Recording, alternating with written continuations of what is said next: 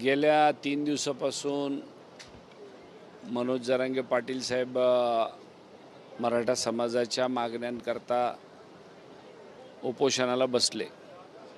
निवडणुकीच्या अगोदरच त्यांनी त्या आपल्या आंदोलनाला तात्पुरती स्थगिती देऊन असा निर्णय केला होता की निवडणूक होऊ द्या, पुन्हा आपण बसू। निकाल लागल्यानंतर त्यांनी तारीखही घोषित केली होती की 25 तारखेला नंतर 26 जानेवारीच्या आसपास आपण बसूया। ते स्वतःही बसले। समाजाचे जवळजवळ 100-125 लोक खाली पण उपोषणाला बसलेले आहे। मला असं वाटलं होतं की एकदा सरकार आलं, सरकारने त्याही वेळेला घोषणा केल्या होत्या की आमचं सरकार आलं की आम्ही आरक्षणाचा प्रश्न निकाली काढू।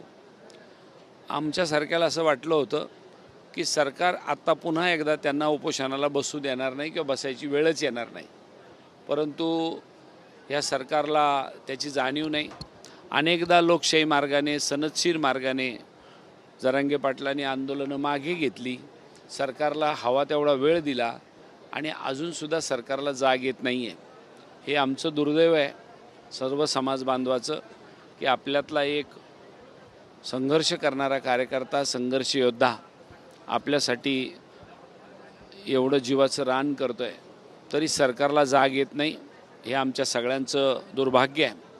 मी उद्या मुंबईला जाणार आहे आणि सरकारमधल्या प्रमुख मंडळीची भेट घेणार आहे आणि त्यांना विनंती करणार आहे की जरांगे पाटलाची तब्येत दिवसेंदिवस खालवत चाललेली आहे, समाजाच्या प्रश्नावर लवकरात लवकर निकाल घ्यावा आणि त्यांचं उपोषण तात्काळ मागण्या पूर्ण करून सोडवावं अशी विनंती करायला सरकारकडे मी निश्चितपणाने जाऊन त्याचा पाठपुरावा करणार आहे। काळे साहेब, एवढं मोठं उपोषण तुमच्या जिल्ह्यामध्ये सुरू आहे, 100-120 जण उपोषणाला बसले, वैद्यकीय सेवा मिळत नाही उपोषण करताना असा आरोप आहे आणि वैद्यकीय अधिकारी म्हणतात पीएससी आम्ही बंद ठेवू शकत नाही, अशा प्रकारचं उत्तर वैद्यकीय अधिकारी। मला ही बातमी लागली होती जालन्यात, तर आज DHO मॅडमला इथं बोलवलं आहे। DHO मॅडमच तसं म्हणाले, DHO मॅडम इथं आल्या आहे, काय त्यांचं म्हणणं आहे मी एकदा समजून घेतो आणि इथं आपल्या उपोषणकर्त्यांसाठी एक स्पेशल मेडिकल ऑफिसर डेप्यूट करण्याची व्यवस्था करतो। DHO मॅडमला जेव्हा प्रश्न विचारण्यात आला तेव्हा त्यांनी असं उत्तर दिलं की आम्ही का पीएससी बंद ठेवायचे का, कारण 3 दिवस झाले 100 लोक PSC उपोषण बंद, प्रशासनाला माहित नाही का?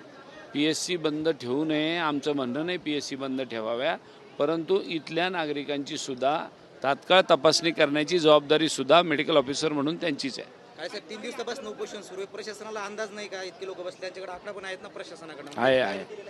आत्ता आपण ताबडतोब त्यांच्याशी बोलू आणि त्यांनी ज्याच्यात जे कोणी दोषी असतील त्यांची चौकशी करायला सांगू। धन्यवाद।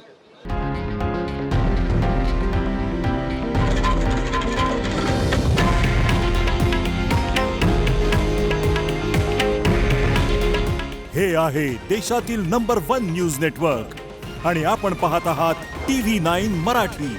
काळजी तुमची, हित महाराष्ट्राचं।